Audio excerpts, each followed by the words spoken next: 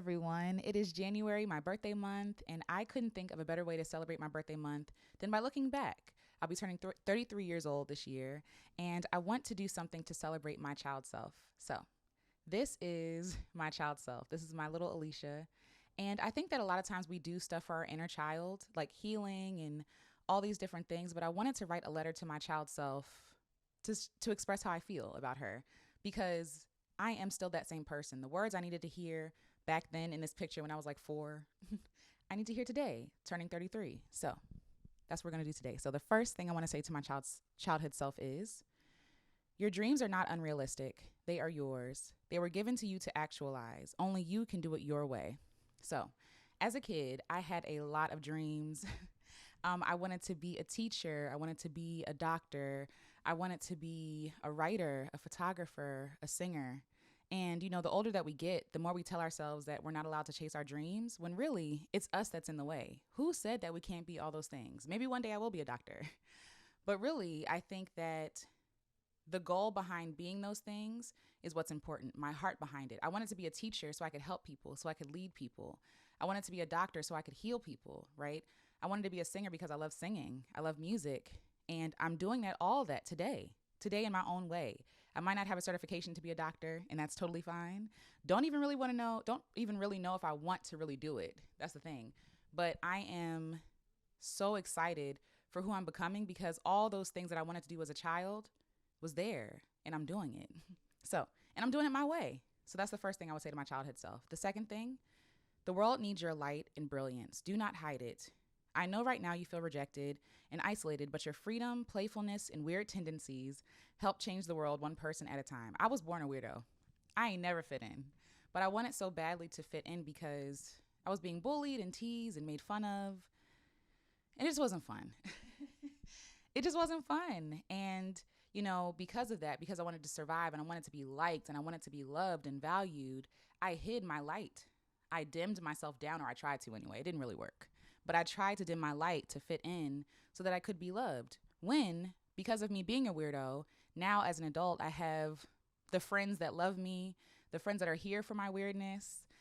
The way that I think is a little different. So even creating content is different, but I resonate with the people I'm supposed to resonate with, the people who get it.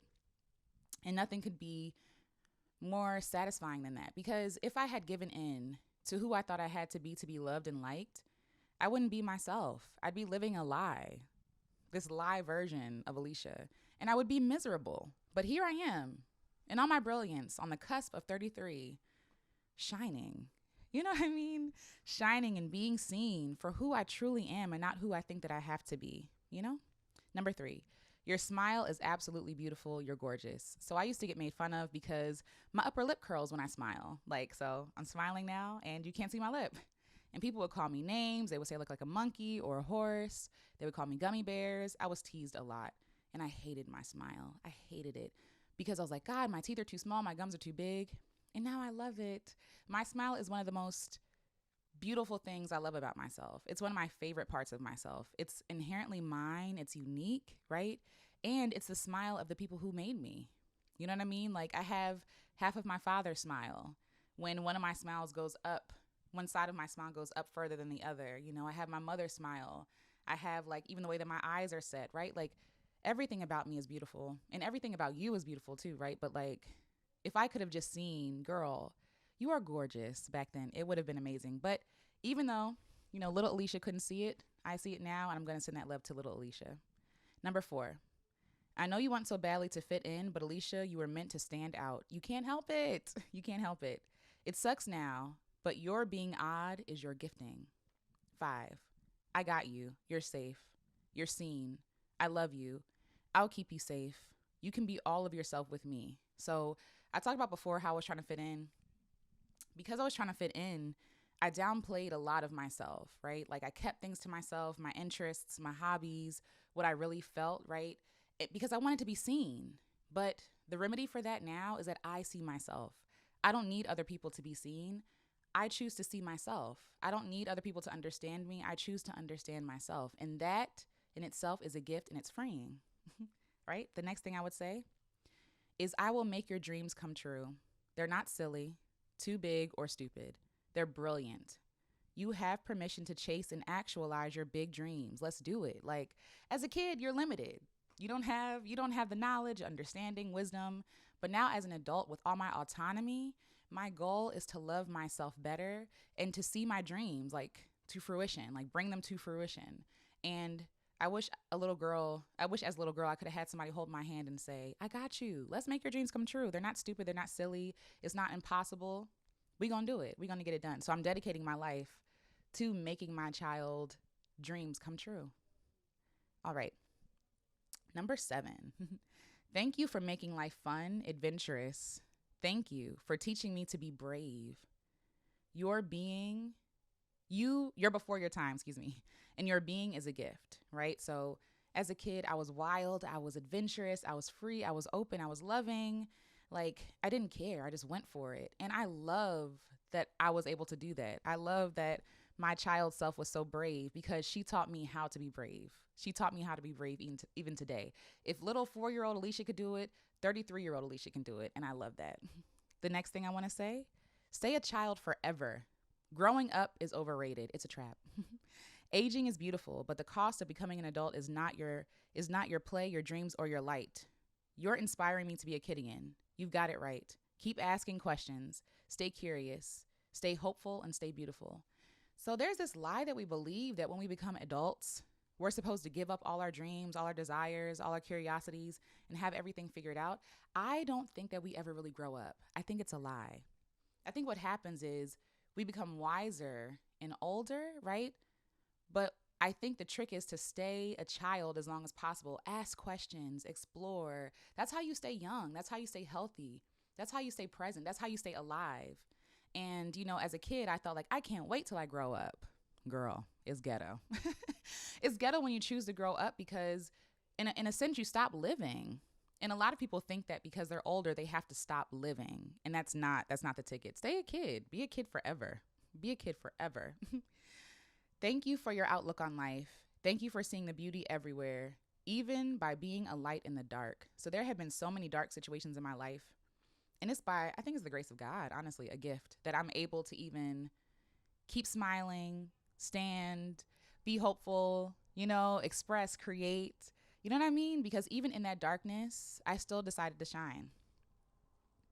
You can be all of yourself. You can literally do anything and be anyone, right? Like when they say you can be anyone, you really can. You can put on a suit and become someone else, but nothing is better than being yourself.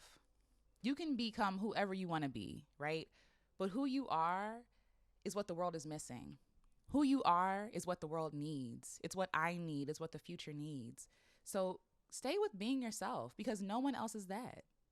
As cliche as that sounds, no one else is you. And that is your superpower, right? Like we try so hard to fit in and to become who we think that we have to be or to live our life as an aesthetic, a life that's aesthetically pleasing. When really the beauty of your life is that you are you. That's the beauty. You're you. Thank you for never leaving me, never giving up on me. I've given up on myself. I taught myself that who I was wasn't enough, but the child me never gave up on me. The child me loves me, and I love my child self. I love myself. I'm sorry. I'm sorry I let you down, allowed so many people to mistreat and mishandle you. You deserved better. In my search of love and acceptance, I allowed people to treat me like trash because I thought that's what was necessary. When really, I was allowing people to abuse me, right? Like I wasn't getting love in return. If anything, I was teaching myself that I wasn't worthy, that how I was being treated was how it was supposed to be treated. And so because I was being treated like that, then I started believing what they said about me. You're trash. You're not good enough. You're a loser. You're blah, blah, blah, blah. All these things that I internalized. And so because I allow people to treat me wrong, that means that my little self, my child self believe, oh, I guess I'm not enough. Even I think about if I have kids and how I treat myself is going to be the foundation of how my kids treat themselves, right? If they see mommy overworking or stressing out or abusing herself or talking down to herself, I'm going to give that to them as an inheritance. And I don't want that. And that starts with healing my child self who thought that like she was ugly and not enough, or who learned that she was ugly and not enough, and stepping into the truth of, no, you were always enough. And I'm sorry that I allowed other people to hurt you. So to that I said, I know you wondered what you did wrong, But sweetheart, you did nothing to deserve that. Please forgive me. I'm sorry I abandoned you, believing that by belonging to somebody else or becoming someone else, I'd be loved, but I ended up not loving myself. I am so sorry. You are enough. You are everything. You are everything good. The next thing I would say to myself is, you're so creative, so gifted, so inspiring. Thank you for honoring your gifts. You're inspiring me to honor mine. When I was a kid, I went for everything. I created stuff. I made stuff that didn't make sense. I didn't ask for permission. But as I got older and you feel society trying to force you to become someone else or to be successful, whatever that means in their eyes, like I put down all that stuff. I put down childish things, right? But creating is not childish. If anything, that's the bravest thing you can do. Be all of yourself. Ask the questions. Make the stuff that never existed before. That's an adult thing. That's a mature thing to do, you know? So don't trade maturity for your creativity, because that's a lie. That's a lie. What do you want to make today? This is the question I ask myself. How do you want to play today? Let's have some fun. Like literally every day I want to wake up and say, what are we going to play today? Like, what do you want to make? Who do you want to be? Let's play dress up. Let's, get dolled up. Let's buy the pink, outfit or whatever. Like, let's have fun with this life. Like we get one life, and I am my own home, and I'm my own friend. And so I want to be able to spend time with myself that is fun and adventurous and filled with love and adventure and fun and play. All right. Thank you for not taking life so seriously. It was killing us. I'm so sorry I invited such abuse in our beautiful life. Yeah, I think that speaks for itself. The next one. Let's be unrealistic together. Realism is boring, and it's a lie. We can create whole new worlds together. Hold my hand. Let's go. Your parents do love you. They just have their own things going on. I'm sorry they can't play right now. Playing used to make them so happy. I'll play with you. I know you miss them. I miss them too. So my parents went through a divorce, and they were separated multiple times. And during that separation, I felt very lonely. I felt like I wasn't seen. I felt like there wasn't room for my being or my feelings, and my sadness. And I wanted to play. I wanted to play with my parents. And because they were, fighting and arguing all the time, I felt alone, isolated, abandoned almost, And so I'm looking back at that self, and it's like, your parents, and I felt like, oh, maybe they don't love me. Maybe it's my fault. Maybe it's something I did wrong, right? But really looking back as an adult now, with all the perspectives and understanding, it's like, no, it's not even about you. Like, they're not seeing you because they can't even see themselves. You know what I mean? But I'll play with you. Even if you don't have anybody, I got you. Okay. Yes. You are enough. You have always been enough. Hold on to that. Bathe in it. Drink that in. And when you forget, I'll remind you. Like, I have to remind myself constantly, I am enough. I am enough. There's nothing more I need to get, obtain, become, do to be enough. I was born enough. Like, that doesn't rub off. that doesn't like melt away. Like, my enoughness is inherent. I don't need anything else or anyone else to qualify my enoughness. The next thing I would say is, by being yourself, you change the world. And I agree. By taking up space and being Alicia, because Alicia has never existed, I changed the world. Even on a small level, right? A micro level. If I litter outside, right? It might be gone from my sight, but it might end up in the ocean. It might affect a sea turtle or something, right? So in the same way, my existence, when I was born, the world changed. The world completely changed because I was born. And so with that power, I'm going to do good things, make some good change in the world. Number 20, you want to love people. Hug people for a living. It's valid, lovely, let's do it. So my goal, even as a kid, I just want to love people for a living. That's all I want to do with whatever I'm doing. And I'm doing it now. We're doing it, Alicia. We're doing it. Number 21, my God, you are wholly loved. You're a sacred being. I'm in awe of you. You are a work of art. Walk with your head held high. Allow people to marvel at your art. Some won't get it or understand, and that's okay. They don't have the range to hold such beauties, to behold such beauty. So yeah, like, I don't know. Who I was as a kid was so inspiring. I was so light and lifted and hopeful and expectant. And like the worries of the world and abuse and trauma, neglect, friends breaking your heart or lovers breaking your heart or you breaking your heart shows you that the world is not safe to be you. That somehow by being you, the world collapses, or you ruin the world When in reality, it's like, no, everybody's just not going to get it. Everybody's just not going to be able to behold the light. Shout out to Common. What did Common say? Common said, some people recognize the light, but they can't handle the glare. That's real. Like, if you are carrying light, some people just can't handle it. It has nothing to do with you. It's not a personal failing. It's them unable to see the beauty and capture the beauty. And that's not reason enough for you to stop living. You know what I'm saying? All right, the next one. Words are a close friend. Words free yourself. Words express what your heart holds. Do not stop writing. Your words are a balm for your weary soul. So I started writing. I started writing a lot in elementary school, again, because stuff was going on. I was an only kid for like 7 years. So writing was like my place of peace, of safety. I could share my thoughts that I couldn't speak, and writing has saved my life. And writing has helped me create content. Writing has helped me write books. Writing has helped me write songs and, really work out things that I couldn't really express verbally. You know what I mean? So hold on to words. 23. You carry the voice of the ones we love. Grandma, Annie Marty, Annie Jackie, Mommy, even Dad. In the folds of your vocal cords. What a personal and intimate gift. Allow their voices to wash over you, comfort you and hold you, empower you. Then share their gifts with all you know. So I know that the gifts that I have, my voice, all these things don't just come from me. They are a gift from God, first of all. But secondly, they're literal gifts from my ancestors.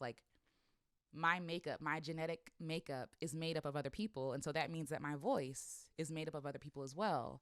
But also the stylings in which I sing are made up of other voices, other ideas. Let me borrow that. Let me try that. You know what I mean? So I have a duty, I feel responsibility to carry on that gift given to me from my ancestors, from God, and also from the other people that impact me, and share their gifts in ways that they couldn't, because some of these people have passed on, in ways that they couldn't today. You know what I mean? That's the responsibility I feel, to honor them, to honor myself, and to honor the gifts I've been given. You know what I mean? So I carry their voices with me. I'm never alone. I carry them with me. 24. I love that you are truly in love with your life. You greet the butterfly, you save the kittens, you kiss the tears, offer a smile to the weary. Thank you for loving so fearlessly, y'all. I love my kid self. That's who I am. I tried to rescue a litter of kittens. My mom was not having it, by the way. But I tried to rescue a litter of kittens because it was just out there. And I wanted to save the world. Alicia wanted to save the world. And I wish that I knew back then that saving the world, all that's required is that I show up and be and spread love. That's it. Just be honestly me. That's how you save the world, 25. Thank you for saying what you mean and meaning what you say, even if others don't get it. You're not crazy. They fully just don't have love for themselves, honestly, to start to love you. So to expect someone to love me when they don't love themselves, it's not going to work. It's not going to happen. But also, I have always been a very honest person. I say what I mean, and some people don't expect that because people expect you to be passive aggressive or to, misconstrue things or, just to be kind of catty in a way. But I'm like, no, or sarcastic. I've always been one to say what I mean and mean what I say. And because I'm so honest, right? And not in a harmful way, but because I'm so in touch with my feelings and I'm so vulnerable, some people don't know how to deal with that. And it's not a failing on myself. I'm just a very vulnerable person. And not vulnerable in a sense of oh, come and attack me, right? And people have done that. But vulnerable in the sense that I don't see the benefit in lying. I don't see the benefit in holding my tongue. I don't see the benefit in pretending to be okay when I'm not. I don't see the benefit. If there's an issue arising between me and my friend, I will pull my friend to the side and be like, let's talk about this. What's going on? You know what I mean? In love. And some people just don't have the maturity to do that. And it's not a failing on my part. It's just that they're just not in that place, And so for a long time, I thought that something was wrong with me. Girl, am I doing too much? What's wrong with me? It's no, girl, people just don't have the words and it's okay. Okay. The next thing I want to say, and I love this already. Your sensitivity is not a burden, y'all. My whole life, I was told I was too sensitive. Everything. Every get together. You crying again? Why are you so sensitive? And sensitivity doesn't just mean sad. That means when I'm happy, I'm really happy. That means if I'm angry, I'm really angry. That means if I'm sad, I'm really sad. It don't take much for me to get there. But my sensitivity is not a burden. I made a whole song about that. You're sensitive and that's okay. And that's a gift. You know what I mean? So it's not something to fix. It's your superpower. Thank you for living. Thank you so much for feeling. Thank you for never developing the ability to hide your tears. Like, I've tried for years to hide my tears. For years. Never worked. It never worked. They just kept coming. Thank you for never betraying yourself and your truth. Thank you for never stifling a smile, withholding a hug, allowing yourself to be angry. Thank you for allowing yourself to be angry. Thank you for always seeing and celebrating the magic of life. That's the thing. A lot of us don't want to be sensitive. We want to move through life without feeling anything. And that's just a numb life. It's numb. Life is filled with emotions. It's filled with ups and downs and, ebbs and flows and mistakes and, heartbreaks and joys, right? And I'm here for all of it, for everything, even the sad moments. Like, I want to, like, when I'm mourning the loss of a loved one, I'm not pushing it away because it's not a flaw. You know what I mean? Like, it might be inconvenient. It might feel inconvenient, but it's not a flaw. That mourning my loved one means that I love them. You know what I mean? I loved them wholeheartedly and I miss them. And that's okay, right? Like, not trying to stifle, not trying to push down, not trying to be someone I'm not or feel some sort of way that I'm not. No, like, I'm here for all of life, even the parts that we deem to be bad, Yes. All right. 27. Let me give you a hug. I love hugs. 28. Believe in the dreams God placed in your heart. They're valid and God gifted them to you. Follow the path and see where it can take you. Like, yes, yes. My dreams, my gifts, my abilities, my wants, my desires are given to me by God. Like, especially if they're helping the world, it's given to me by God. And we spend so much time trying to invalidate our gifts and our feelings and our desires and our dreams when it could change the world. And all that I needed was my own permission. That's it. That's all I needed was my own permission. 29. Your gifts, talents, and achievements don't make you. They don't make you sacred or special. You matter simply because you exist. Thank you for existing. I'm enamored by you. Like, seriously, just for existing. I mean, I said it. Just because you exist, you're sacred, right? And so, like, as a kid, I tried to achieve. I tried to get all the awards and all the grades and all the benefits because I thought that made me special. Get the perfect attendance. Like, we're taught this at a very young age, all these different awards and stuff like that. When really, all I needed to know was that by existing, I am inherently sacred. So all this stuff is wonderful, but it's extra because nothing can hold a candle to my sacredness, to my being, to my soul, to my spirit, to the value of my life. Yes. All right, 2 more. Number 30, I love you so much. 31, you're my best friend. I'm committed to loving you, hearing you, healing you, co-creating with you. Thank you for being a friend. Thank you for being a friend. Yes, so that is my love letter to my younger self, to my childhood self, my childhood Alicia. So I figured it'd be nice to, like, look back and just thank this girl for making me who I am today, for doing the thing, doing it scared, for figuring out, for being sad, for being brokenhearted, for loving hard, for just being present. Like, she's my role model. She is my role model. Who I was as a child is my role model. Like, this is how free I aim to be in my life, So I would love to hear, what would you say to your younger self? I would love to hear a letter from your inner child. Please share it below. And happy birthday to all the January babies out there. Happy birthday to everybody who has a birthday this year. You all are wonderful, beautiful. But don't forsake who you were before for who you're trying to be. Don't forsake who you are today for who you're trying to be. So 30 years from now, I hope to look back and do another love letter to myself, But, like, we're all works in progress. But at the end of the day, we are always valid. We are always enough. And we're sacred. So I love you. Happy birthday, Alicia, from the future. And I will talk to you all next one. Bye.